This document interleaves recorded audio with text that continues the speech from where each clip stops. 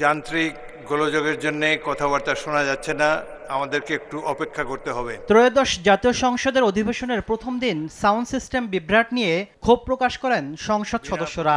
এর মাঝেই সংসদের সাউন্ড সিস্টেম স্থাপনে দুর্নীতির খোঁজে মাঠে নামে দুদক।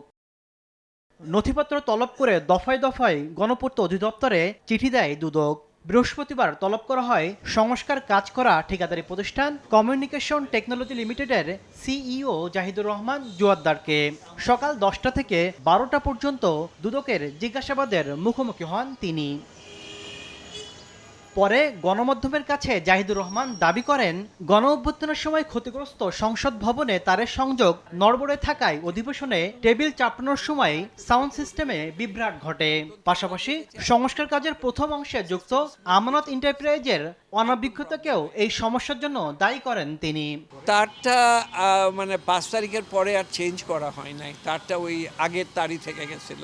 যখন সংসার শুরু হলো অনেক টেবিল চাপড়ানো হয়েছে, ওই যখন টেবিল চাপড়াইছে তখন ওই কানেক্টটা লুজ হয়ে গেছে।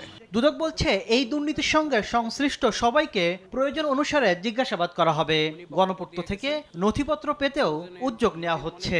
অনুসন্ধানকারী কর্মকর্তা অনুসন্ধান চলাকালীন সময় যদি প্রয়োজন মনে করেন যে আর অন্য কাউকে ডাকা প্রয়োজন, অবশ্যই তার সেই স্বাধীনতা আছে, উনি ডাকবেন।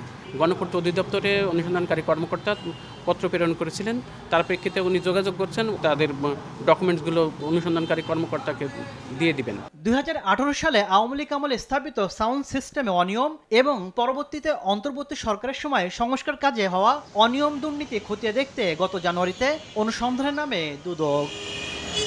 তাসলিম তৌহিদ, সময় সংবাদ, ঢাকা।